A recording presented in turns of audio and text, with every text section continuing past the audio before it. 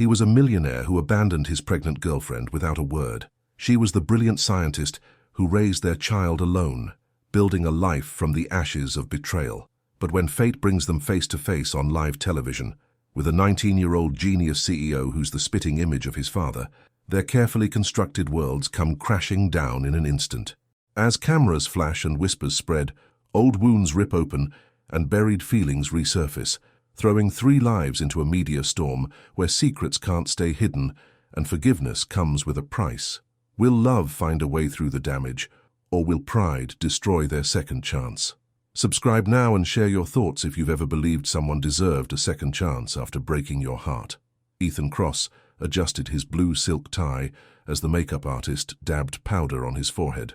The bright lights of the London morning show studio made him sweat more than he'd like to admit. At 35, he still wasn't used to TV appearances, despite his success. 2 minutes, Mr. Cross, the production assistant said, glancing at her clipboard. Thanks. Ethan took a deep breath. He was here to talk about his new tech fund that helped young inventors. It was good PR, his manager Marcus had insisted. Plus, London was a nice change from New York. He hadn't been here in years. Not since, and we're back with Good Morning London. The host, a perky blonde woman named Sophia, beamed at the camera. Today we're joined by American millionaire investor Ethan Cross, who's launching an exciting new program for young tech entrepreneurs. Ethan smiled his practiced smile as the camera swung toward him. Thanks for having me, Sophia. So, tell us about this initiative. Well, Ethan leaned forward. I believe in giving opportunities to young minds.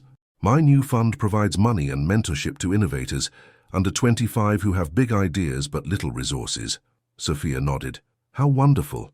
And speaking of young innovators, our next guests have been making waves in the tech world. Leo Adeyemi is only 19 and already the CEO of Neurotech, a company valued at £15 million, and he's here with his mother, Dr. Naomi Adeyemi, a respected scientist at London University. Ethan's mouth went dry. The name sparked something in his memory. Let's welcome them to the stage. He turned toward the side entrance and his whole world tilted. Naomi. 12 years had passed, but he'd know her anywhere. Her dark skin glowed under the studio lights, her braids now shorter than when he'd known her. Her eyes, those warm brown eyes that had once looked at him with such love, were focused on the young man beside her. The young man. Ethan's breath caught in his chest. Tall and lean with light brown skin and a confident stride. The boy was laughing at something his mother had whispered. When he turned to face the cameras, Ethan felt like he was staring into a mirror from the past. Those eyes, pale blue, exactly like his own. The shape of his jaw, the way he tilted his head slightly as he smiled. This was his son. The child he'd never met, the baby he'd run from when Naomi told him she was pregnant all those years ago in Lagos. Mr. Cross, are you all right? Sophia's voice seemed to come from far away. Ethan couldn't speak. He watched as Naomi finally noticed him. Her smile froze, and her eyes widened in shock, then narrowed with something darker. Anger. Pain. Mr. Cross. I'm sorry. His voice sounded strange to his own ears. Could I get some water? As a production assistant rushed over with a bottle, Leo and Naomi took their seats on the other side of Sophia. Too close. Not close enough. So, Leo, Sophia turned to the young man, tell us about Neurotech and what inspired you to start your company at such a young age. Leo leaned forward, and Ethan's heart skipped. The gesture, the enthusiasm, it was like watching himself at 19. I've always been fascinated by how the brain works, Leo explained, his voice confident with a slight British accent. Neurotech creates software that helps people with learning differences. My best friend has dyslexia, and I wanted to build something that could make education easier for him and others. Ethan couldn't stop staring. This brilliant, passionate young man was his son. And Dr. Adeyemi, Sophia turned to Naomi, you must be incredibly proud of Leo. Did you know he'd be such a technological wizard? Naomi smiled, her hand resting briefly on Leo's shoulder. Leo has always been curious and determined. When he sets his mind to something, nothing stops him. Her eyes flickered briefly to Ethan, then away. Mr. Cross, Sophia said, turning back to him, as an investor in young talent, what do you think of Leo's achievements? All eyes turned to him. Naomi's gaze was steel, warning him to tread carefully. Ethan struggled to find words. It's remarkable, truly remarkable. He looked directly at Leo, unable to help himself. You should be proud. Leo nodded politely, clearly confused by Ethan's intensity. The interview continued, but Ethan barely heard the questions. His answers came automatically while his mind raced. The child he'd abandoned, the woman he'd once loved, they were here now, feet away. Halfway through a question about future technologies, Ethan stood abruptly. "I'm sorry," he mumbled. "I'm not feeling well, please excuse me." He stumbled off the set, ignoring the confused calls behind him, and found a quiet corner in the hallway. Leaning against the wall, he pulled out his phone with shaking hands and searched Leo Adeyemi.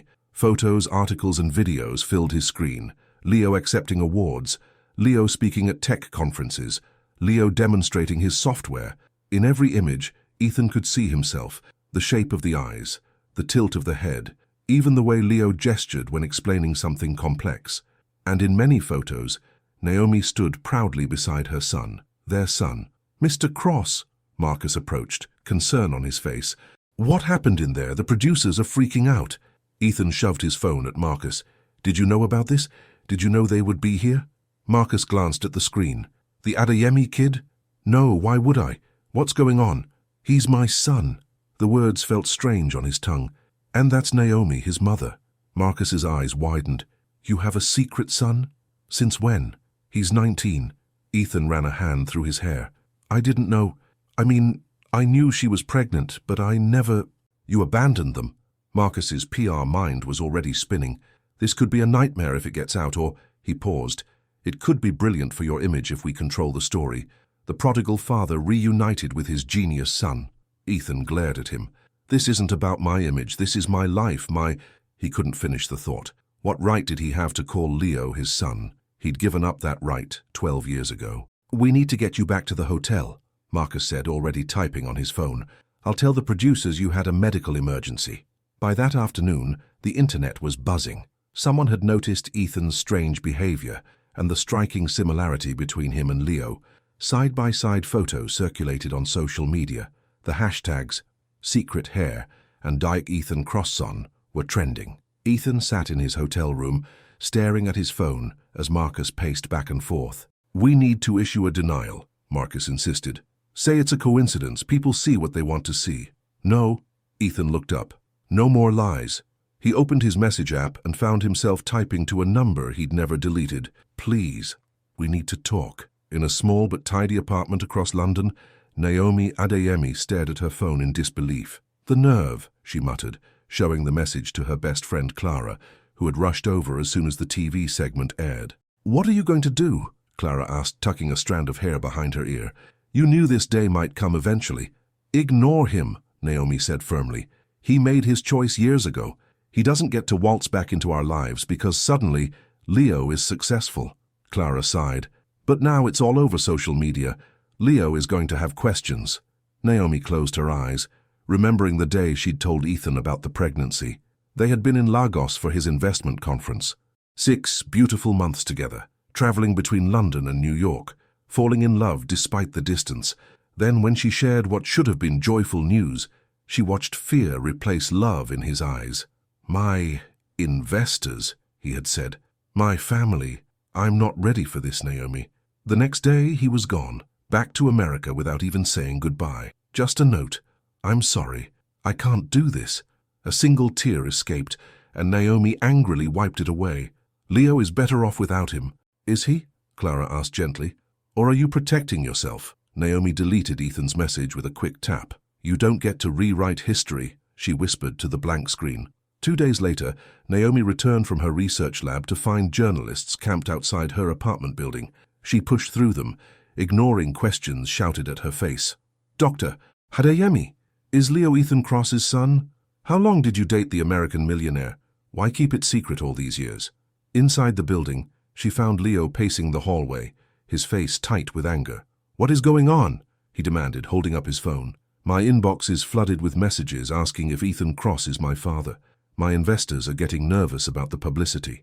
Naomi's heart sank. She'd hoped to have more time. "Let's talk inside," she said, unlocking their apartment door. Once inside, Leo turned to her. "Is it true? Do you know him?" Naomi sat down heavily on the sofa. "Yes, I knew Ethan. We dated briefly before you were born." "Briefly?" Leo's voice rose. "Mum, people are saying I look exactly like him. They're posting side-by-side photos. It was a long time ago, Leo. He went back to America. I raised you myself. So he is my father. Leo's voice cracked slightly. Naomi looked at her son. So brilliant. So much like the man who had left them. It's complicated, Leo. That's not an answer. Leo grabbed his jacket from the hook. If you won't tell me the truth, I'll find it myself. Leo, wait. But he was already gone, the door slamming behind him. Leo found himself walking without direction, his mind racing. The man from the TV studio could be his father.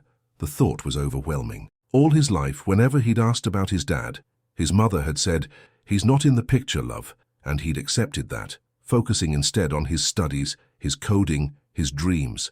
Now his phone wouldn't stop buzzing with notifications. Friends, classmates, even business contacts were messaging him. Everyone wanted to know if the rumors were true. He ducked into a small cafe to escape the noise of the street and ordered a coffee. As he waited, he searched for more information about Ethan Cross, successful investor, tech entrepreneur, millionaire by 30, never married, no children, except, possibly, him. Is this seat taken? Leo looked up, startled to see Ethan Cross himself, standing beside his table holding a coffee cup. Up close, the resemblance was even more striking. Same eyes, same jawline. Even the way they both stood, weight shifted slightly to one side. How did you find me? Leo asked. Ethan gave a small smile. Your company's PR schedule is online. This cafe is listed as the site of your interview with Tech Weekly tomorrow. Stalking me, then. I prefer research. Ethan sat down without waiting for permission. You've accomplished impressive things, Leo. Neurotech is revolutionary. Thanks. Leo studied the man across from him. Why are you here? Ethan took a deep breath. I think you know why. A tense silence stretched between them. Finally, Leo asked directly, Are you my father? Ethan opened his mouth, closed it again. His hesitation was answer enough. Leo stood, grabbing his cup. That's what I thought. He walked out, leaving Ethan alone at the table. The next morning, Naomi stormed into Ethan's temporary office in the London branch of his company. His secretary tried to stop her, but Naomi pushed past. How dare you approach my son? She said, slamming the door behind her. Ethan stood from behind his desk, his face a mixture of emotions. Naomi, no. She held up her hand. You don't get to say my name like that, not after 12 years of silence. I'm sorry. Sorry? Naomi laughed bitterly. You left me alone and pregnant in a foreign country with nothing but a note, and now you think sorry fixes that? Ethan moved around the desk, stopping when Naomi backed away. I was wrong. I was a coward. I've regretted it every day since. Yet you never called. Never checked to see if your child was even born. I was afraid. Ethan's voice broke. I told myself you were better off without me, that I'd just mess things up more if I tried to come back. You were right about that, at least. Naomi crossed her arms. We did just fine without you. Leo is amazing, Ethan said softly. You did an incredible job raising him. Don't. Tears threatened to spill, and Naomi fought them back. Don't pretend you care now. I never stopped thinking about you, Naomi. Ethan's blue eyes, so like Leo's, held hers. Not a single day passed that I didn't wonder about you, about our child. Yet you stayed away. I'll earn it back, Ethan said firmly. My place in your lives, if you'll give me the chance. Naomi turned away, unable to bear the intensity of his gaze. You can't earn back 12 years. She walked out, tears finally escaping down her cheeks. That night, Leo returned home late, still processing his brief encounter with Ethan. As he approached the apartment door, he heard his mother's voice inside. I don't know what to do, Clara, Naomi was saying on the phone. Leo met with him today. What if Ethan tells him everything? What if he turns Leo against me? Leo froze, listening. Of course Ethan is his father, Naomi continued. You've seen the photos online. They could be the same person, 20 years apart. The words hit Leo like a physical blow. It was true then. The man from the TV studio was his father. His mother had lied to him, not directly perhaps, but by omission, his entire life. He pushed the door open. Naomi spun around, her face paling when she saw him. Leo, you lied to me. His voice was quiet, controlled, but trembling with emotion. All these years, I was trying to protect you. From what? From knowing who I am, where I come from? From being hurt the way I was hurt? Naomi's voice rose. He left us, Leo. He walked away when I told him I was pregnant. He didn't want us. Rain began to fall outside, pattering against the windows as Leo backed toward the door. "I need to think." "Leo, please." Naomi reached for him. "Let me explain." But Leo was already running down the stairs, out into the rainy London night. Naomi followed, calling his name. They stood facing each other on the wet sidewalk, illuminated by a single streetlight. "You both lied," Leo said, rain mixing with tears on his face. "And I don't know who I'm angrier at." "Leo, I need time." He turned away. "Don't worry, I won't go far." Naomi watched her son walk away, her heart breaking all over again. First Ethan, now Leo. Would she lose everyone she loved to the weight of this secret? The rain fell harder, soaking her clothes, but she hardly noticed. Her past and present were colliding, and she had no idea how to make things right. The next morning, rain still pattered against the windows of Naomi's apartment. She hadn't slept, worrying about Leo. He'd texted her around midnight. "Staying at Kyle's place, need space," but nothing more. When her doorbell rang at 8 a.m., she rushed to answer it, hoping to see her son. Instead, Ethan stood there, looking as tired as she felt. "May I come in?" he asked quietly. Naomi hesitated, then stepped aside. 5 minutes. Ethan entered slowly, taking in the small but comfortable apartment. Photos of Leo covered one wall, Leo at his high school graduation, Leo receiving a Young Scientist award, Leo cutting the ribbon at his company's opening. "He's not here," Naomi said, crossing her arms. "He found out the truth last night." Ethan turned to her, his face filled with regret. "I'm sorry. I didn't tell him anything, I swear. It doesn't matter how he found out. He knows now, and he's angry at both of us." Naomi sank onto the sofa. "What do you want, Ethan?" He sat down across from her, leaving plenty of space between them. "I want to take a paternity test." Naomi's eyebrows shot up. "You doubt he's yours? Have you seen him? He's the spitting image of you." "It's not for me," Ethan clarified. "It's for the public, for Leo, to make it official, to show I'm not running from the truth anymore." Naomi studied his face. The boy she'd loved had grown into a man with lines at the corners of his eyes and a steadiness she didn't remember. "Why now, Ethan? Why after all these years?" "Because I was given a second chance I don't deserve," he said simply, "and I don't want to waste it." After a long moment, Naomi nodded. "Fine, for Leo's sake." In his luxury hotel suite, Marcus paced as Ethan explained his decision. "A paternity test?" Marcus shook his head. "You're admitting it before we've even developed a strategy. This could tank your reputation with conservative investors." "I don't care," Ethan said firmly. "I've lived with this guilt for 12 years. I'm done hiding. At least let me leak the test to friendly press. We can control the narrative." "No leaks," Ethan warned. "This isn't a PR move. This is my family." Marcus nodded, but as soon as Ethan left for his meeting with the testing facility, he picked up his phone and dialed a tabloid contact. "I've got a scoop about Ethan Cross. Exclusive photos of him entering a DNA testing facility with Naomi Adeyemi. How much?" By that afternoon, Naomi's face was splashed across gossip sites. Her phone wouldn't stop ringing, and when she arrived at the university research lab where she worked, whispers followed her. "Dr. Adeyemi," her supervisor called from his office doorway. "A word." She entered, already knowing what was coming. "This publicity is concerning," Dr. Williams said, pointing to a tabloid open on his desk. The headline screamed, "Secret Love Child. Millionaire Ethan Cross takes paternity test." "My personal life has nothing to do with my work," Naomi said firmly. "Perhaps not, but the university has standards. Our donors expect—" "My research on cellular regeneration has brought this department 3 major grants," Naomi interrupted. "Will that suddenly change because of who my son's father is?" Dr. Williams sighed. "Take the week off. Let this die down." Naomi stood, anger rising in her chest. "I've done nothing wrong. I've raised a brilliant son alone while building my career. If the university can't see my value beyond gossip, perhaps I should take my research elsewhere."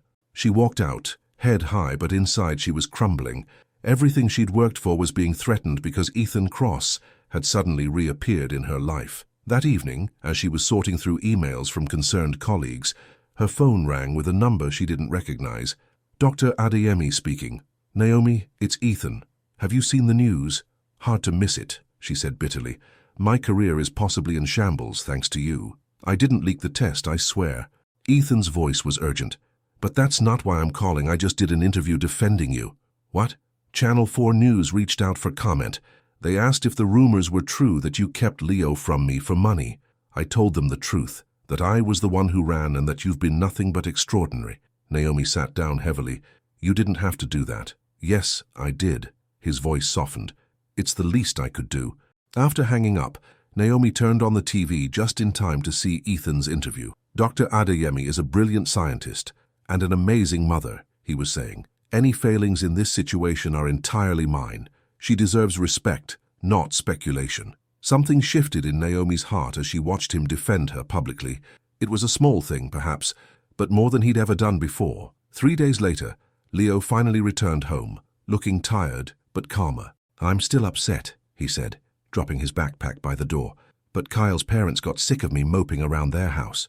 I'm glad you're back, Naomi said, fighting the urge to hug him, knowing he wasn't ready. We need to talk. Leo nodded, sitting at their small kitchen table. I have questions. I'll answer everything, Naomi promised. No more secrets. For the next hour, she told him the full story. How she and Ethan met at a tech conference in New York. Their whirlwind romance across 2 continents. The pregnancy. Ethan's fear and abandonment. I was heartbroken, she admitted. But then you were born, and nothing else mattered. You were everything. Leo stared at his hands. Why didn't you tell me who he was? All those times I asked about my father. At first it was to protect myself from the pain, Naomi said honestly. Later, it was to protect you. What would I say? Your father is a rich man who didn't want us? You deserved better than that story. Before Leo could respond, Naomi's phone buzzed with a text. She glanced at it, and her face went pale. What is it? Leo asked. The test results. She turned the phone to show him. Positive. 99.99% match. Leo nodded slowly. I knew it. I could feel it when I met him. He looked up at his mother. What happens now? As if in answer, Naomi's phone rang again. An unknown number. Hello, Dr. Adeyemi, a woman's voice. This is Sandra from the Daily Sun. We've just received confirmation of Ethan Cross's paternity test results. Would you care to comment on your relationship and why you kept his son hidden for 19 years? Naomi hung up, her hand shaking. They know. Someone leaked the results. Almost immediately, her phone began ringing non-stop. Through the apartment window, she could see vans with satellite dishes pulling up outside their building. Vultures, Leo muttered. A new text appeared on Naomi's phone. From Ethan. Media knows I didn't leak this. It was Marcus. I fired him. You and Leo shouldn't stay at your place. Let me help. Naomi showed Leo the message. What do you think?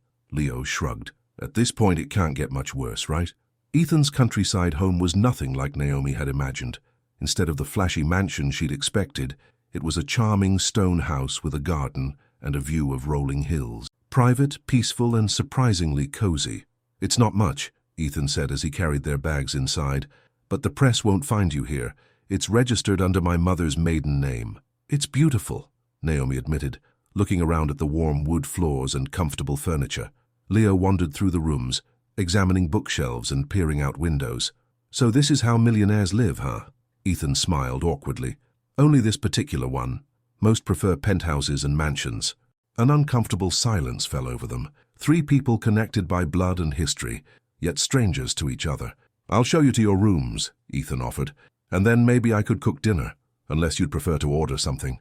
You cook? Naomi couldn't keep the surprise from her voice. Ethan's cheeks reddened slightly. I took classes a few years ago. I'm not great, but I can manage pasta without burning the house down. Leo chuckled. This I have to see. The tension eased slightly as they settled into their rooms.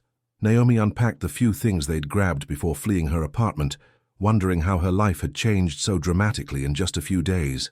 Dinner was surprisingly pleasant.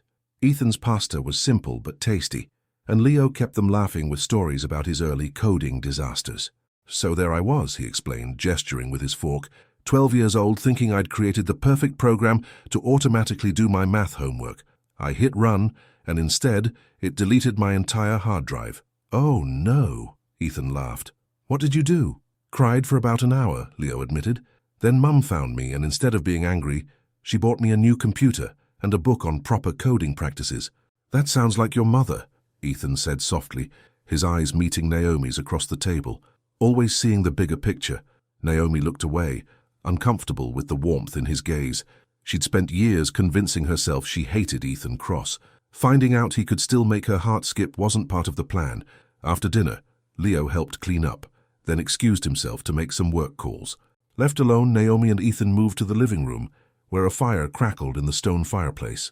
"Thank you," Naomi said quietly, "for giving us a safe place to stay. It's the least I could do." Ethan sat on the couch opposite her. "I'm sorry about Marcus. I trusted him, and he betrayed that trust for money and headlines." "People often disappoint," Naomi said pointedly. Ethan winced. "I deserved that." "Yes, you did," she sighed. "But dwelling on the past won't help any of us now." "How's your work situation?" Ethan asked. "On hold. My department head suggested I take personal time until the scandal dies down." Her voice was bitter. 12 years of groundbreaking research, and suddenly all anyone cares about is who I dated a decade ago. "I could make some calls," Ethan offered. "I know people on the university board." "No," Naomi shook her head firmly. "I don't want your help. I've managed on my own for 19 years. "I know you have," Ethan said softly. "And you've done an amazing job. Leo is incredible. Brilliant, confident, kind. That's all you, Naomi." Pride and pain mixed in her chest. "It should have been both of us." "Yes," Ethan agreed, his voice thick with regret. "It should have been." They sat in silence for a while, watching the flames dance. Finally, Naomi stood. "I should get some sleep. It's been a long few days." As she passed Ethan, he spoke again. "I never forgot you, you know. Not for a single day." Naomi paused, not looking at him. "Good. You shouldn't have been allowed to forget what you threw away." She continued to her room, closing the door firmly behind her. Only then did she allow herself to cry. Later that night, unable to sleep, Naomi wandered downstairs for a glass of water. As she passed the living room, she noticed the fire still burning low. Ethan sat on the floor beside it, a photo album open in his lap. She started to retreat, but curiosity won out. Stepping closer, she saw what he was looking at. Baby photos of Leo that she'd packed in her rush to leave the apartment. "You were right to take these," Ethan said without looking up, somehow sensing her presence. "I'd want to remember every moment, too." Naomi moved closer, sitting on the edge of the couch. He was a happy baby, always smiling, even when he was teething. Ethan traced a finger over a photo of Leo on his first birthday, face covered in cake. "He has your smile, and your determination, and your eyes, your brilliance with technology," Naomi found herself adding. They looked through the album together, Naomi sharing stories of Leo's childhood, his first words, his first day of school, the science fair he won at age 8. "I missed so much," Ethan whispered, his voice breaking. "I can never get that back." Without thinking, Naomi reached out and touched his shoulder. "No, but you're here now." Their eyes met, and for a moment Naomi could see the young man she'd fallen in love with. Passionate, vulnerable, his heart on his sleeve. She pulled her hand away quickly, standing up. "Good night, Ethan." As she headed back upstairs, she heard him whisper, "Good night, Naomi." The next morning, Naomi woke to the sound of laughter outside. She looked out her bedroom window to see Ethan and Leo in the garden, working on what appeared to be a small drone. No, you've got it backwards," Leo was saying, taking a screwdriver from Ethan's hand. "The propeller needs to face this way." "I bow to your superior knowledge," Ethan replied with a grin. Naomi watched them work together, Leo's initial stiffness gradually melting away as they tackled the problem. Their movements mirrored each other, the way they tilted their heads when concentrating, how they ran their hands through their hair when frustrated. Nature over nurture, Naomi thought. Some things were simply in the blood. She dressed and went downstairs, making coffee in the kitchen. Through the window she could see them still working, now laughing as the drone wobbled into the air and promptly crashed into a shrub. For the first time, she allowed herself to imagine what life might have been like if Ethan had stayed, if they had raised Leo together, if fear hadn't won. The thought both warmed and terrified her. That evening, after Leo had gone to bed, Ethan opened a bottle of wine and offered Naomi a glass on the patio. The night was clear, stars twinkling overhead. "To surviving the week," he toasted. She clinked her glass against his. Barely. They sat in comfortable silence for a while, the wine easing the constant tension between them. "Tell me about your life," Naomi said finally. "These past 12 years." Ethan looked surprised at her interest. "Work, mostly. I built my company, made money, lost some, made more. Traveled a lot. Never stayed in one place too long. No family? No wife or girlfriend tucked away somewhere?" He shook his head. "No one serious. After you?" He trailed off, then tried again. "I dated, of course, but it never felt right." "Why?" Naomi asked, genuinely curious. "Because they weren't you," Ethan said simply. And I was still punishing myself for what I did. Naomi took a large sip of wine. That's a convenient answer. It's the truth. His blue eyes held hers. What about you? Anyone special in your life? Leo is special, she replied. My research is special. Romance took a back seat. No one at all. A few short relationships, Naomi admitted. But I was busy being a mother and building my career. And maybe, she hesitated, maybe I was still angry with you. It affected how I saw other men. Ethan nodded slowly. I'm sorry I hurt you, Naomi. I know that doesn't change anything. But I need you to know that leaving you and our child was the biggest mistake of my life. Naomi felt tears threatening and blinked them back. We can't change the past. No, Ethan agreed. But maybe we can build a better future. He reached across the table, his fingers brushing hers. For Leo's sake, if nothing else. Naomi didn't pull away. For Leo, she echoed, though her racing heart suggested other reasons. The next morning, Leo burst into the kitchen where Naomi was making tea. Mum, I've been nominated for the Young Innovator Award. He waved his phone excitedly. The ceremony is next week at the Royal Institute. That's wonderful, darling. Naomi hugged him tightly. I'm so proud of you. Ethan appeared in the doorway, drawn by the commotion. What's all this? Leo turned, his excitement momentarily dimming before he decided to share the news anyway. I've been nominated for a major tech award. It's a big deal. Only 5 nominees under 25. That's fantastic, Ethan said, genuine pride in his voice. Congratulations, Leo. Leo hesitated, then said, I'd like both of you to come, together. His eyes moved between them. Maybe it's time we show the world who we really are. A family, even if it's complicated. Naomi exchanged a glance with Ethan. Are you sure? The media will be all over it. Leo shrugged. They're going to talk either way. Might as well give them something real to talk about. After Leo left to make work calls, Ethan turned to Naomi. What do you think? I think our son is braver than both of us, she replied. The night of the gala arrived all too quickly. Naomi stood in front of the mirror in her bedroom at Ethan's house, smoothing the soft blue fabric of her gown. It had been years since she'd dressed up like this, and she barely recognized the elegant woman staring back at her. A knock sounded on her door. Mum, you ready? Leo called. The car's here. They're coming. She grabbed her small purse and opened the door. Leo stood there in a perfectly tailored tuxedo, looking so grown up it made her heart ache. You look beautiful, he said, offering his arm. Downstairs, Ethan waited by the door. When he saw Naomi, his eyes widened and his breath caught visibly. Wow, he whispered. Naomi felt herself blush. Ethan looked handsome in his tuxedo, the perfect picture of success and confidence. Yet there was something vulnerable in his eyes as he looked at her. Shall we? Leo said, breaking the moment. I can't be late to my own award ceremony. The Royal Institute ballroom glittered with lights and London's tech elite. Cameras flashed as they entered, and whispers followed them across the room, the mysterious trio that had dominated gossip columns for weeks. Leo Adeyemi, a reporter called, thrusting a microphone forward. How does it feel to be reunited with your father? Leo answered smoothly. I'm focused on the award tonight. My personal life is private.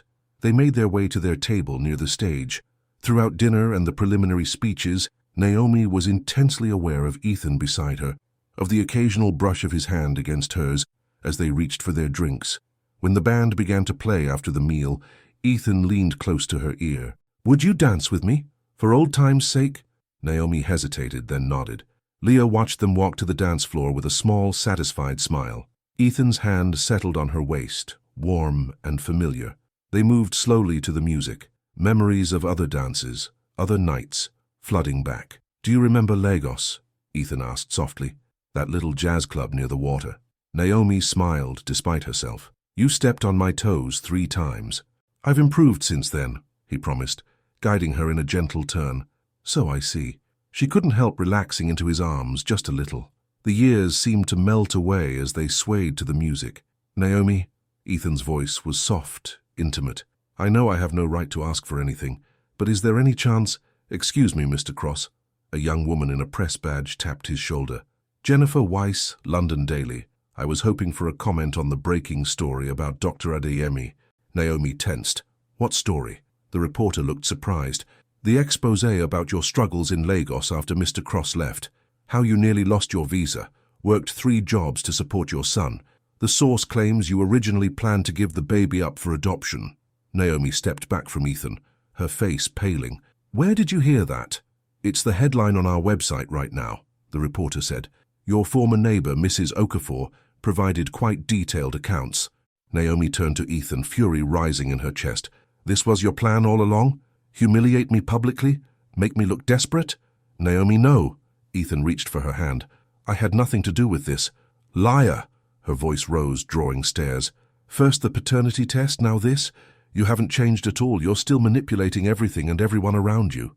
Without thinking, she slapped him hard across the face. The sound echoed in the sudden silence of the ballroom. Mum! Leo appeared at her side, eyes wide with shock.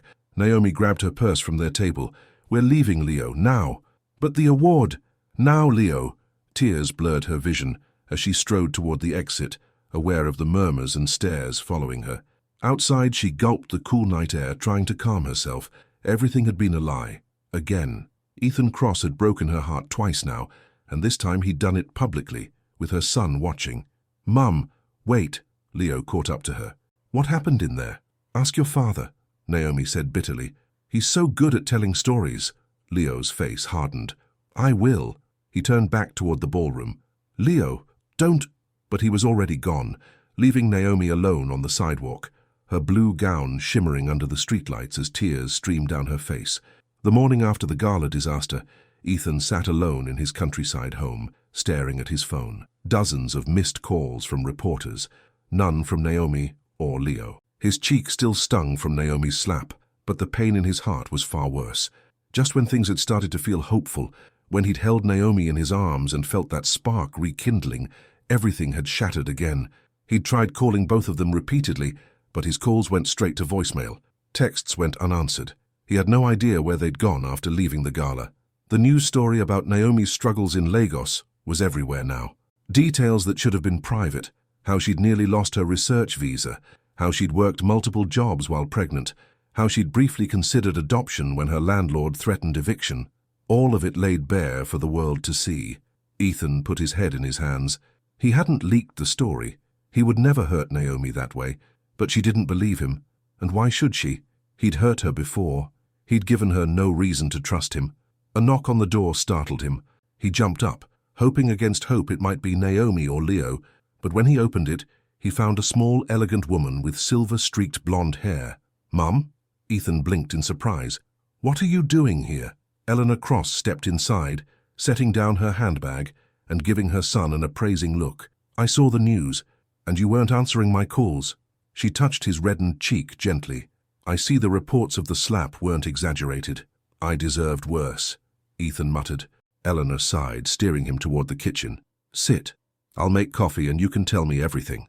Over the next hour, Ethan poured out the whole story. Meeting Naomi years ago, leaving her when she got pregnant, seeing her and Leo on TV, the paternity test, the leaked stories. I didn't leak any of it, Mom, he insisted. I think it was Marcus. He was angry when I fired him. Eleanor nodded thoughtfully. And have you told Naomi that? I tried. She doesn't believe me. Can you blame her? Eleanor asked gently. You abandoned her when she was pregnant, Ethan. Trust is earned, not given. Ethan stared into his coffee cup. I know. So what are you going to do about it? When Ethan looked up in confusion, his mother continued, It's time you fix this, son. Really fix it, not just with words or money or grand gestures. You need to do the hard work. How? She won't even talk to me. Eleanor reached across the table and squeezed his hand. Start by proving she can trust you. Find out who really leaked that story and clear her name. Show her the kind of man you've become, not just tell her.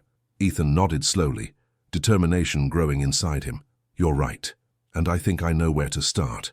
Marcus Hale lived in a sleek penthouse apartment in central London.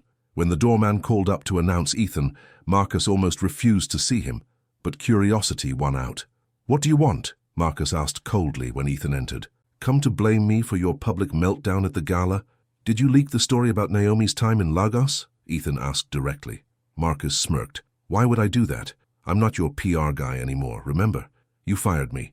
That's exactly why, Ethan said, stepping closer. Revenge. Plus, you always said controversy equals publicity. You can't prove anything, Marcus said, his smirk wavering slightly. Ethan pulled out his phone and set it on the coffee table between them. That's why I'm recording this conversation. I want the truth, Marcus. Did you contact Mrs. Okafor in Lagos? Did you pay her for stories about Naomi? You're recording me? Marcus's face reddened. That's illegal. Actually, in the UK, it's perfectly legal to record a conversation you're part of, Ethan said calmly. I checked. Marcus paced across his living room, agitated. Fine. Yes, I leaked the paternity test. And yes, I found Naomi's old landlady and paid her to talk. So what? It kept you relevant. Scandal sells, Ethan, the abandoned mother, the guilty millionaire father, the genius son. It's publicity gold. That publicity hurt real people, Ethan said, his voice tight with anger. People I care about. Marcus rolled his eyes. Please, you barely know them. A woman you had a fling with years ago and a kid you just met. Since when do you care about anything but the bottom line? Since I realized what really matters, Ethan said, picking up his phone. Thanks for the confession, Marcus. As he turned to leave, Marcus called after him. What are you going to do with that? Sue me? The story's already out there. You can't undo the damage. Ethan looked back, his face determined. Watch me. The next morning, Naomi sat at Clara's kitchen table, her hands wrapped around a mug of tea. She'd spent the night at her friend's house after the gala disaster, needing somewhere to hide from the press and her own emotions. Any word from Leo? Clara asked, joining her with her own cup. Naomi shook her head. He texted to say he's safe, staying with a friend from work. He's still angry with me. And Ethan? I don't want to talk about him, Naomi said sharply. I was a fool to think he'd changed, to think he might actually care. Clara studied her friend. Are you sure he leaked that story? It doesn't make sense. Why would he do that when things were going well? To control the narrative, Naomi said bitterly. To make himself look better by making me look desperate. That's not the impression I got from the story, Clara said carefully. If anything, it made you look strong, and him look worse for abandoning you. Before Naomi could respond, her phone buzzed with a news alert. She glanced at it, then did a double-take. What in the world? The headline read, Ethan Cross goes live. Tech millionaire makes shocking confession. With trembling fingers, Naomi clicked on the link. A video began to play. Ethan sitting at a desk looking directly into the camera. He looked tired with dark circles under his eyes, but his gaze was steady and determined. My name is Ethan Cross, he began, and I need to set the record straight. 12 years ago, I met an amazing woman named Naomi Adeyemi. We fell in love, and when she told me she was pregnant, I ran away like a coward. Naomi gasped, her hand flying to her mouth. I abandoned Naomi when she needed me most, Ethan continued on screen. I left her alone and pregnant in Lagos, with nothing but a note. It was the most shameful act of my life, and I've regretted it every day since.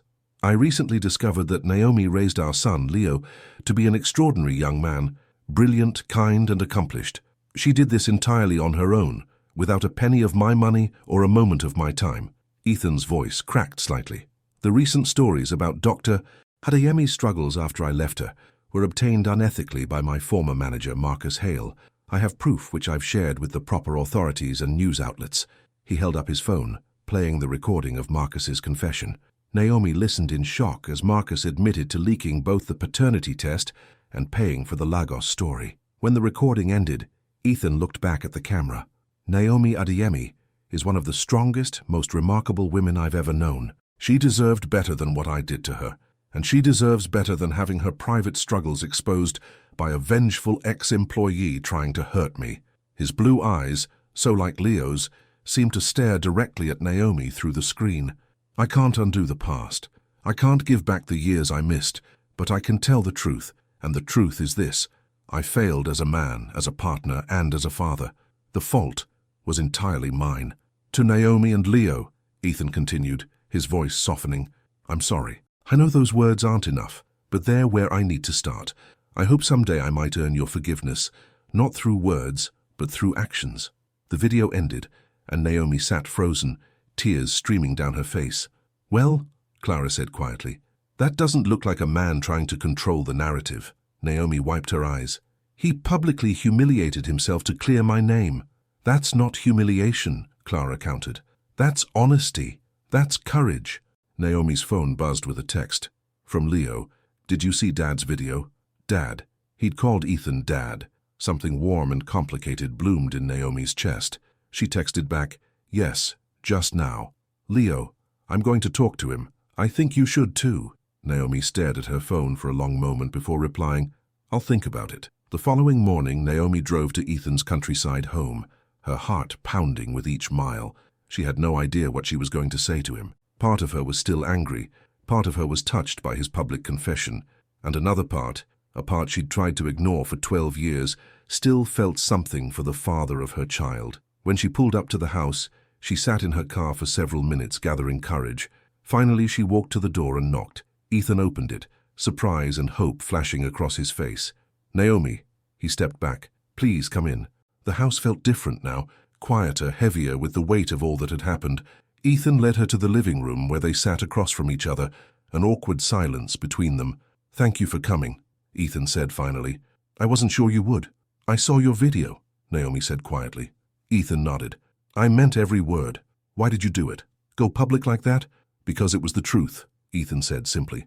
"And because you deserve to have your name cleared. Marcus hurt you to get back at me, and that wasn't right." Naomi studied him. He looked different than the polished businessman from the TV show, or even the charming host from their days at this house. He looked humbled, real. "I'm sorry I slapped you," she said. "I shouldn't have done that. I've had worse." "No," Naomi shook her head. "That's not an excuse. I let my anger get the best of me. I assumed the worst about you without proof." "You had reason to," Ethan acknowledged. "I'd given you plenty of evidence that I couldn't be trusted."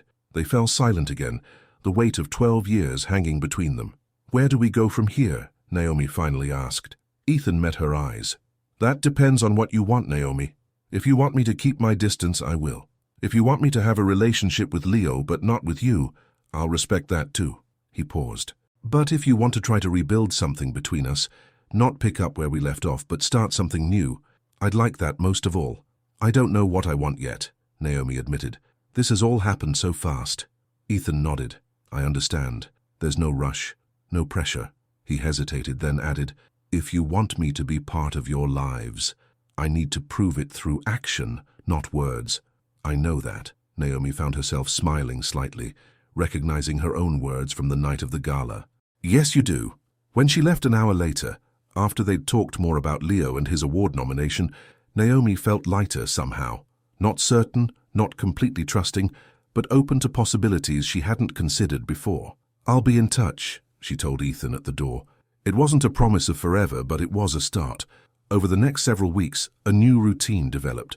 Ethan made anonymous donations to Leo's startup, ensuring the company stayed afloat after some nervous investors pulled out due to the publicity. He never mentioned the money, but Leo discovered it and sent a simple text, "Thank you." Naomi returned to her research position at the university, where the dean personally apologized for her treatment. The publicity from Ethan's confession had actually brought positive attention to her work on cellular regeneration, and a major medical journal requested an interview. Ethan kept his distance, giving both Naomi and Leo space. He texted occasionally, simple messages checking in, never pushing for more than they were ready to give. When Leo invited him to coffee, Ethan was there, listening more than talking, getting to know his son one conversation at a time. One evening, as Naomi was working late in her lab, her phone buzzed with a text from Ethan. "Leo mentioned you're presenting research at the Cellular Biology Conference next week. I'd be honored to attend if that wouldn't make you uncomfortable." Naomi stared at the message. The old Ethan would never have shown interest in her work. The old Ethan would have been too busy with his own projects, his own world. She typed back, "That would be nice. It's at 3 p.m. on Thursday." His reply came quickly, "I'll be there." And he was sitting in the third row, watching attentively as she explained her research on tissue regeneration. Afterward, when colleagues congratulated her, Ethan stood at a distance, not intruding but offering a warm smile when their eyes met. "Your research is fascinating," he told her later, as they walked to the parking lot. "I only understood about half of it, but what I did understand was brilliant." Naomi laughed. "Thank you for coming. It meant a lot." "To me too," Ethan said softly. As they reached her car, he hesitated. "Leo mentioned he received a formal invitation to the Young Innovator Award ceremony. They're redoing it after the interruption at the gala." "Yes," Naomi nodded. "Next Friday." "He asked if I would attend," Ethan said carefully. "I told him I'd only come if you were comfortable with it."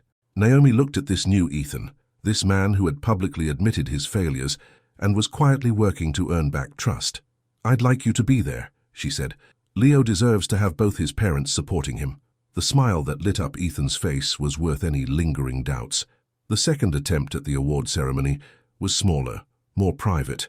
No press allowed inside, just nominees, their families, and industry professionals.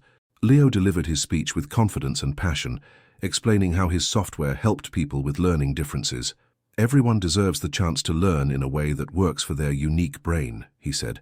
Technology should adapt to humans, not the other way around. Halfway through his speech, he paused, looking out at the audience. I want to acknowledge two people who made me who I am today. My mother, Dr. Naomi Adeyemi, who taught me that strength isn't about never falling but about getting back up every time, and my father, Ethan Cross, who showed me that it's never too late to admit mistakes and try to make things right. Naomi felt tears spring to her eyes. Beside her, Ethan reached for her hand without thinking. She let him take it, their fingers interlacing as they watched their son shine. After the ceremony, as they celebrated Leo's win with a quiet dinner, Naomi realized something had shifted. The anger that had fueled her for so many years was fading, replaced by something softer, something hopeful. It wasn't forgiveness, not completely, but it was a beginning. A month later, Naomi found herself once again at Ethan's countryside home.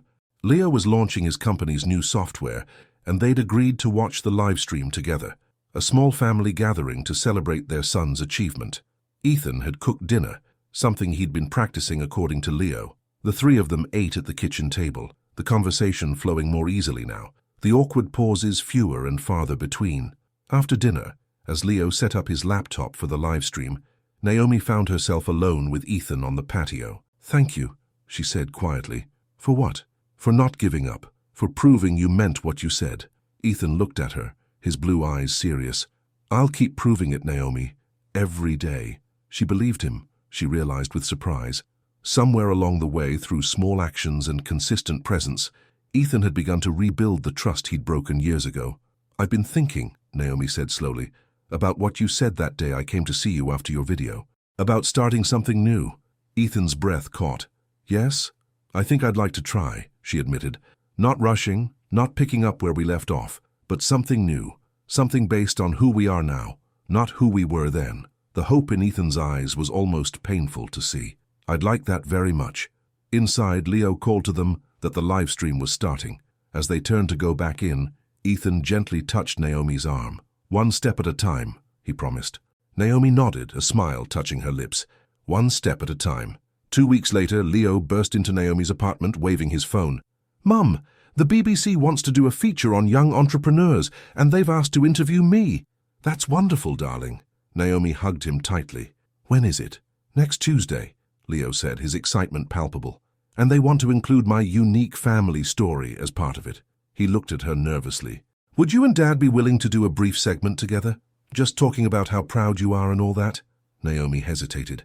I don't know, Leo. The media hasn't always been kind to us. This is different, Leo insisted. It's a proper documentary, not gossip, and I'd really like to show that we're okay now, that families can heal. I'll talk to your father about it, Naomi promised. Later that evening, she called Ethan. They'd been talking more frequently now, sometimes just to discuss Leo, sometimes about their own days, small steps toward whatever they were becoming. A BBC interview? Ethan sounded nervous. Are you comfortable with that? I'm not sure, Naomi admitted, but it means a lot to Leo. Then we should do it, Ethan said.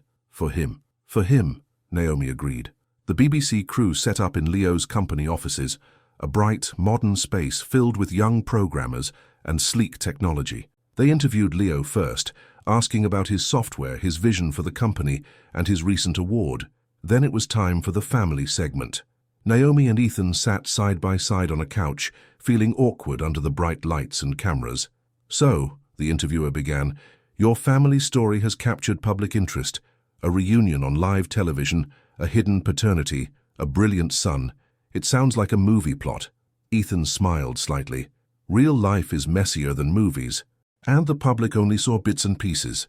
What would you like people to know about your story? The interviewer asked. Naomi and Ethan exchanged a glance, silently deciding who would speak first. I'd like people to know that raising Leo has been the greatest joy of my life, Naomi said. Even when things were difficult, he was always worth it. And I'd like people to know that it's never too late to try to make things right, Ethan added.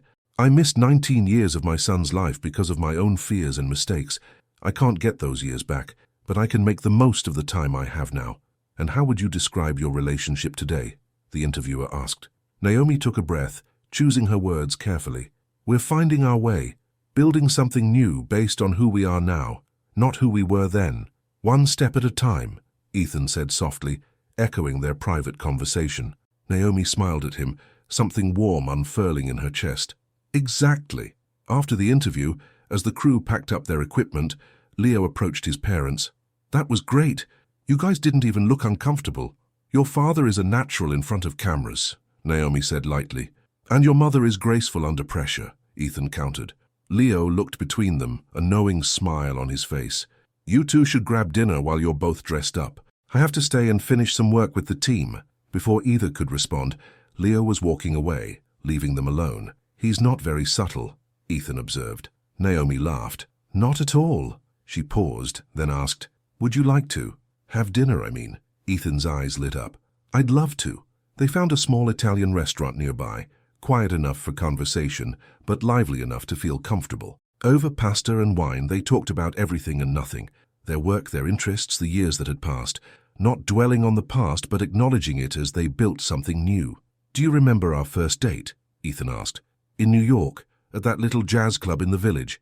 Naomi smiled. You were so nervous you spilled wine on my dress.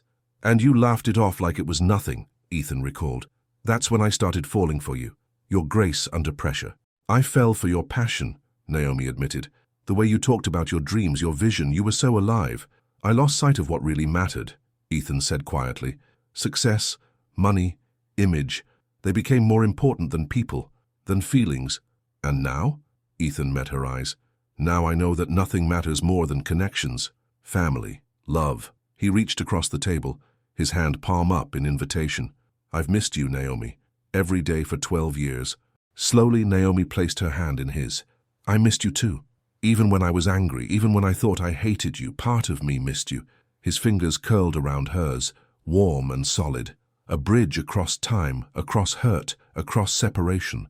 One step at a time, he asked. Naomi nodded, a smile blooming on her face. One step at a time. After dinner, Ethan walked Naomi to her car. The London night was cool and clear, the streets quiet in this business district after working hours. Thank you for tonight, Ethan said, stopping beside her car. For giving me another chance. Thank you for earning it, Naomi replied.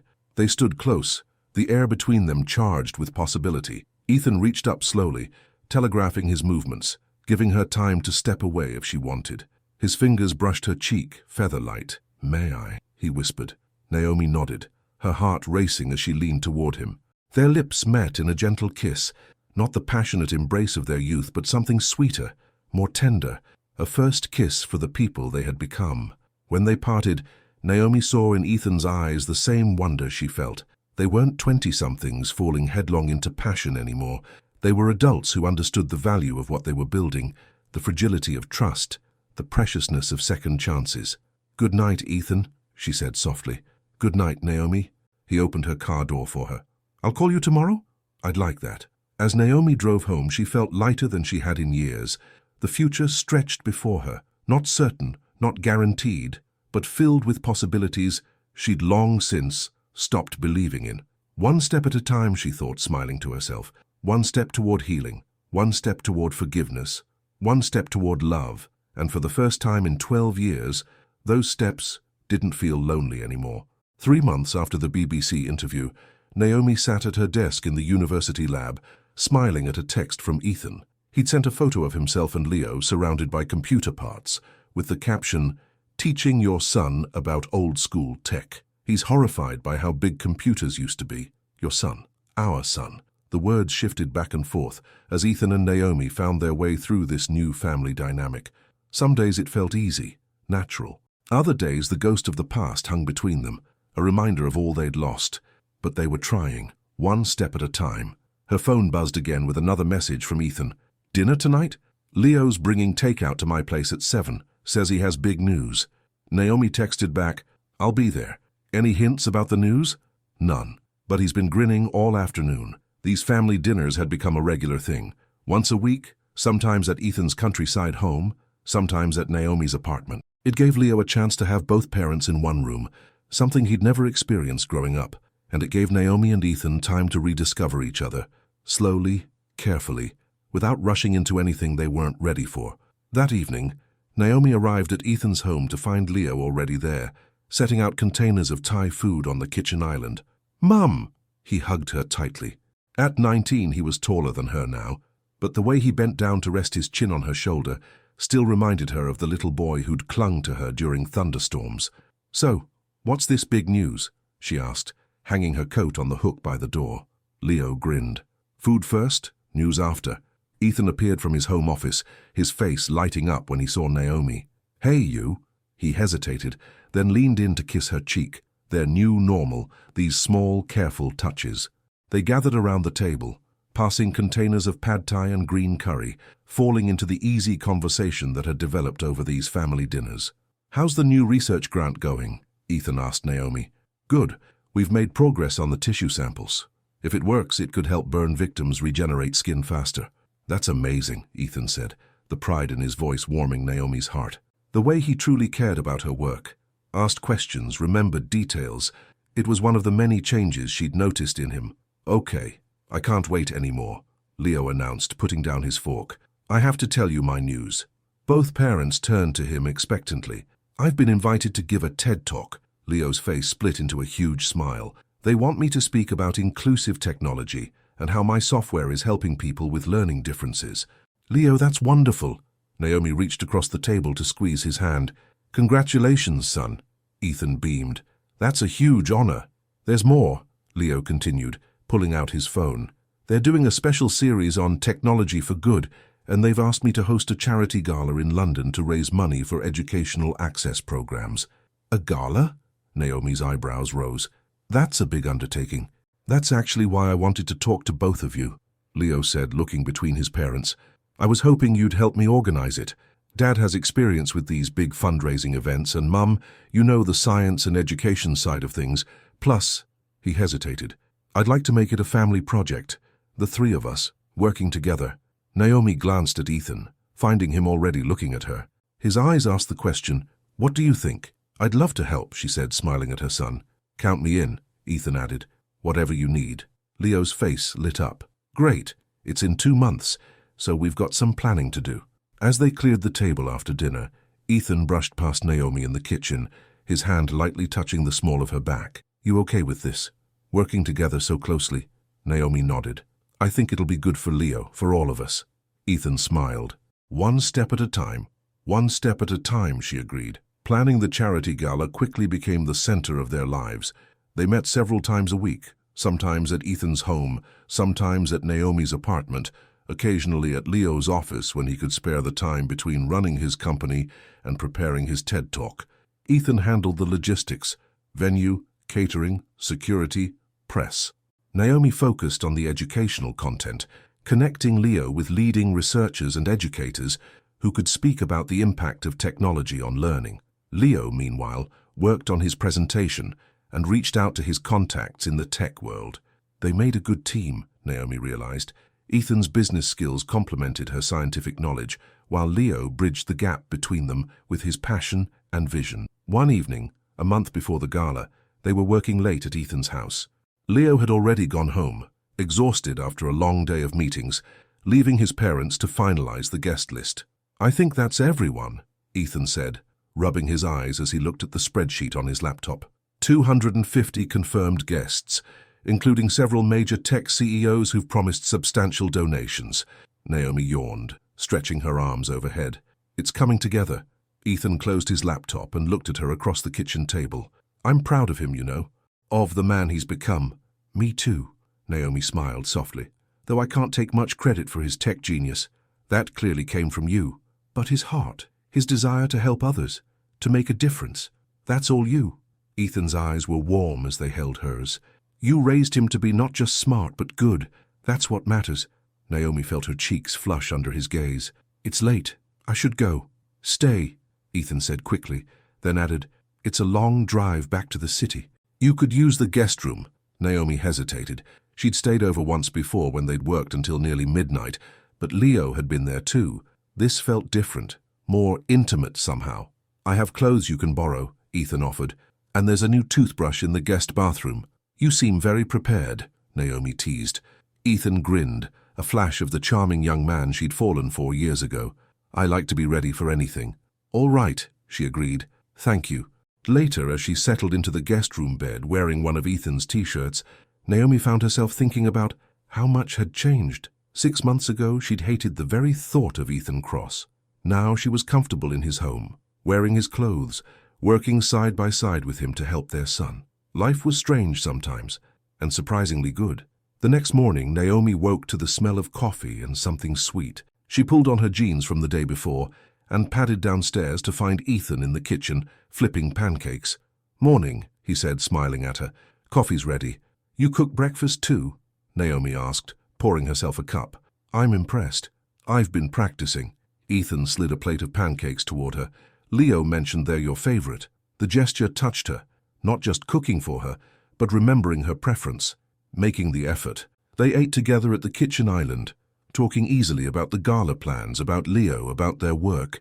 It felt domestic, comfortable. "I was thinking," Ethan said as they washed the dishes together, "about what happens after the gala." "What do you mean?" Naomi handed him a wet plate to dry. "This project has given us a reason to see each other regularly, to work together." He focused on drying the plate, not meeting her eyes. "I don't want to lose that when it's over." Naomi felt her heart beat a little faster. "What are you suggesting?" Ethan set down the towel and turned to face her. "I'm suggesting that maybe we don't need a reason to spend time together. Maybe we could just date, like normal people." "Are we normal people?" Naomi asked with a small smile. "Not even close." Ethan laughed. "But I'd like to try. Dinner, movies, walks in the park. All the things we skipped the first time around because we were young and in a hurry." Naomi thought about it. They'd been careful these past months, always having Leo present, always focusing on family time rather than romance, but the feelings were there, growing stronger with each passing week. "I'd like that," she said finally. "But one step at a time," Ethan finished for her. "I know, no pressure." He reached for her hand, his thumb tracing gentle circles on her palm. "I'm not going anywhere this time, Naomi. I promise." And for the first time in 12 years, she truly believed him. As the gala approached, their days became a whirlwind of final preparations. Seating charts, tech setups, security arrangements, press briefings.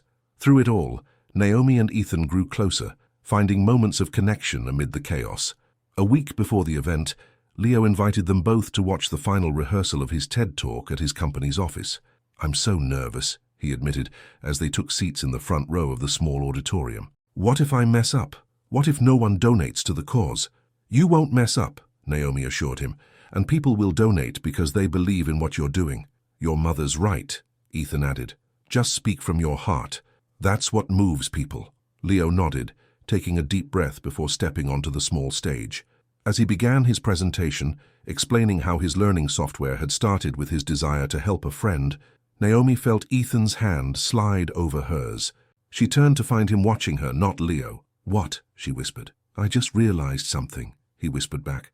"Watching you two together, seeing how he talks with his hands just like you do, how he has your determination, your compassion. I missed so much, Naomi, but I'm so grateful for what I have now." Naomi squeezed his hand, her throat tight with emotion. "Better late than never," she murmured. His smile was worth every painful moment of the past. After the rehearsal, which Leo nailed perfectly, the three of them went out for ice cream like a normal family, laughing, teasing, planning for the big event. As they walked back to their cars, Leo a few steps ahead, Ethan's hand found Naomi's again. "Is this okay?" he asked softly. Instead of answering, she laced her fingers through his, holding on tightly. The night of the gala arrived crisp and clear. The venue, a historic London hall, had been transformed with elegant lighting, interactive tech displays, and information about educational initiatives around the world. Naomi stood in a small side room, checking her appearance one last time in the mirror. Her dress was a deep purple, simple but elegant, falling to just below her knees. She'd kept her makeup light, her braids pulled back from her face with silver clips. A knock at the door made her turn. "Come in." Ethan entered, handsome in his tuxedo. He stopped when he saw her, his eyes widening. "You look beautiful," he said softly. "Thank you." She smoothed her dress nervously. "Is everything ready out there?" "Perfect." Ethan stepped closer. "Leo's greeting guests. The press is behaving themselves. The donation stations are set up." He paused, then reached into his pocket. I have something for you. He pulled out a small box. This isn't... it's not... He stumbled over his words. It's just a thank you for letting me be part of this, part of your lives. Naomi opened the box to find a delicate silver bracelet with a small charm, a microscope. For your research, Ethan explained. I had it custom made. It's perfect, Naomi whispered, touched by the thoughtfulness of the gift. Not flowers or diamonds, but something that recognized her work, her passion. Ethan fastened it around her wrist, his fingers lingering on her skin. Ready to face the crowd? She nodded, feeling suddenly shy. Together? Together? He offered his arm. They walked into the main hall side by side, greeted by the sight of hundreds of guests in formal attire, mingling among the displays. Leo spotted them from across the room and made his way over, beaming. There you are, he hugged them both. Everyone's talking about the displays. The virtual reality station showing what it's like to have dyslexia is a huge hit. That was your mother's idea, Ethan said proudly. And the donor wall was your father's, Naomi added, pointing to a large digital display showing donation amounts climbing in real time. Leo looked between them, his smile softening. You two make a good team. Before either could respond, the event coordinator approached to let them know it was time for Leo's presentation. They took their seats in the front row as Leo took the stage, confidence radiating from him as he addressed the crowd. Welcome everyone. Thank you for coming tonight to support technology that makes education accessible to all. His voice was strong, passionate. I'd like to tell you about my friend Kyle, who has dyslexia, and how his struggle inspired me to create something that could help. As Leo's talk continued, Naomi felt tears prick her eyes. Her son, this brilliant young man, was changing lives with his vision.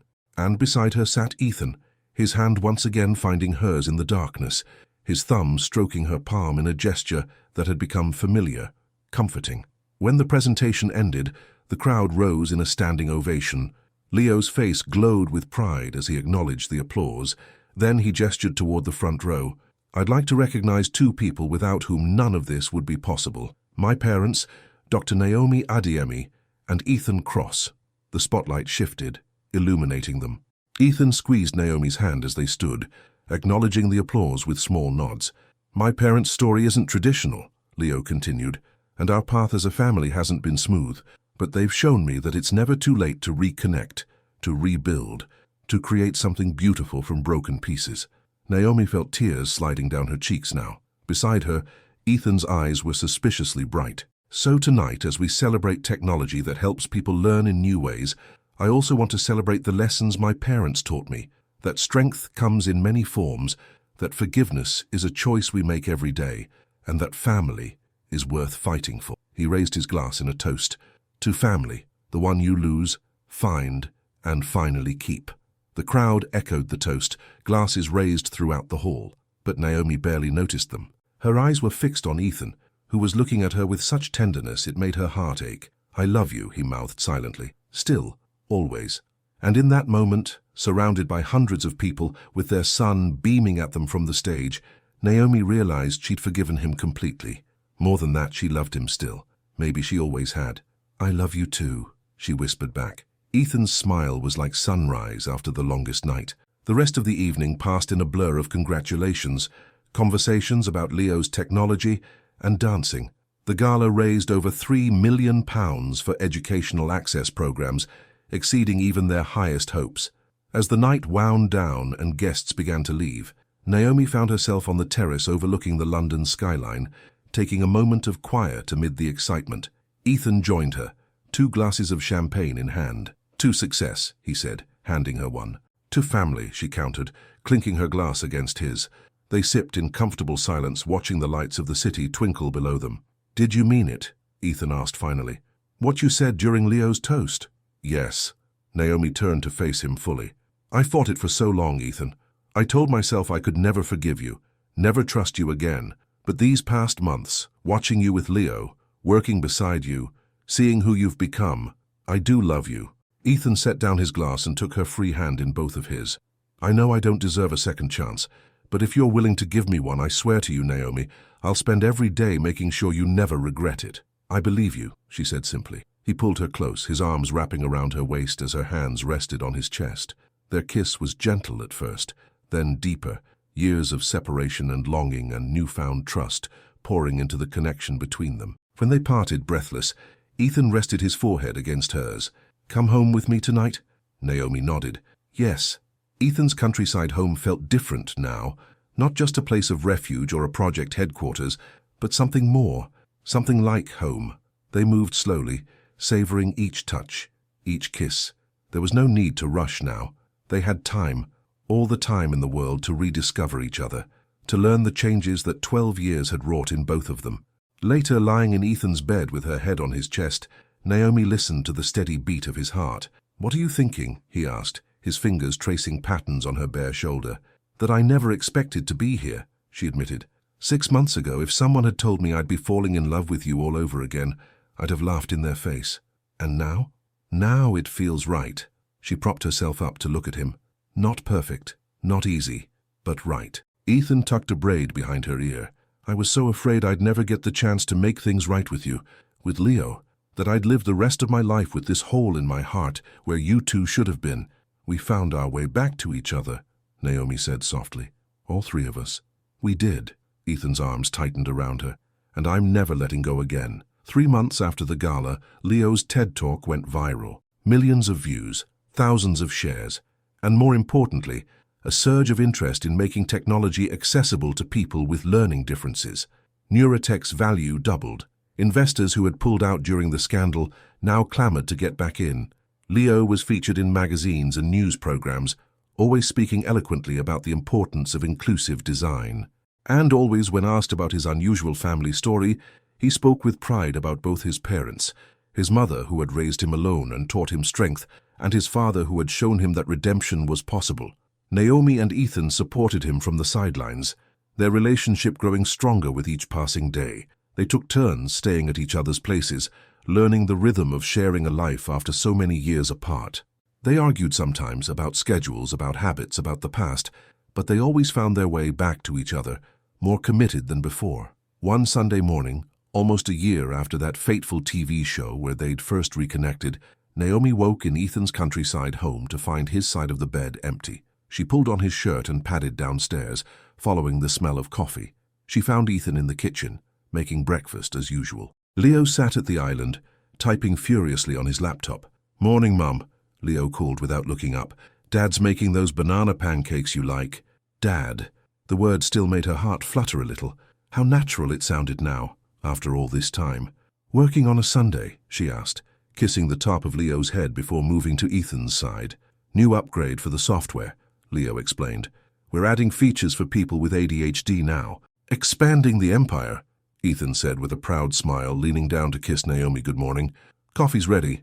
As she poured herself a cup, Naomi took in the scene. Her son, Ethan. They hadn't put labels on what they were to each other now. Partner, lover, co-parent. It was all of those things and more. "I was thinking," Ethan said casually as he flipped pancakes, "now that Leo's company is taking off, he's going to need a bigger office space." "I've been looking," Leo confirmed, still typing. "Commercial real estate in London is insane, though." "I know a building," Ethan continued. "Great location, modern facilities, reasonable rent. The top floor even has a nice apartment that would be perfect for the CEO." Leo finally looked up. "Seriously? Where is it?" "I own it," Ethan said simply. "It's one of my investments. The current tenants are moving out next month. It's yours if you want it." Leo's eyes widened. "Dad, that's... wow." "Thank you." "There's something else," Ethan said, his voice a bit more hesitant now. "The building's in Hampstead, not far from a certain house I've had my eye on." Naomi looked at him sharply. "What house?" "A beautiful Victorian with a garden, 4 bedrooms, a modern kitchen, and a separate building in the back that would make a perfect home lab for a brilliant scientist." Ethan met her eyes, a question in his gaze. "I thought it might be time for us to stop going back and forth between 2 homes, to have one place, together." "Are you asking me to move in with you?" Naomi set down her coffee cup, her heart racing. "I'm asking for more than that," Ethan said softly. He reached into his pocket and pulled out a small velvet box. "I was going to wait for a more romantic moment, but having Leo here feels right. We're a family." He opened the box to reveal a simple but elegant ring, a sapphire surrounded by tiny diamonds. "Naomi Adeyemi, I've loved you for 12 years, even when I was too afraid to show it." I've loved you through separation and anger and forgiveness and healing, and I want to love you for the rest of my life. Will you marry me?"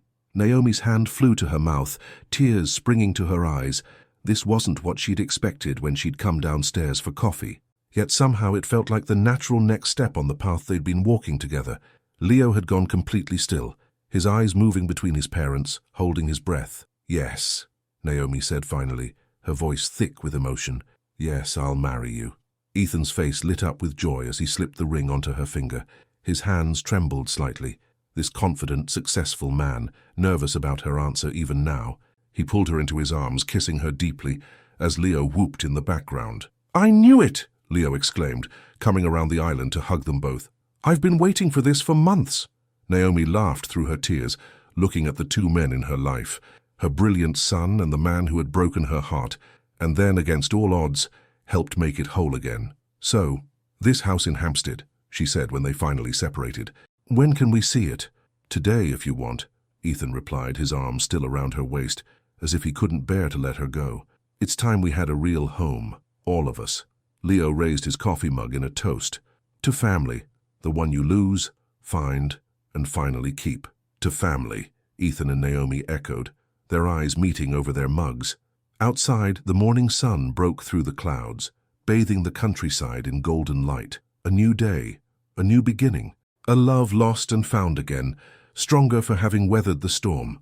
One step at a time they had rebuilt what once was broken, and now together they would build something even more beautiful, a future filled with forgiveness, trust, and love that would last a lifetime.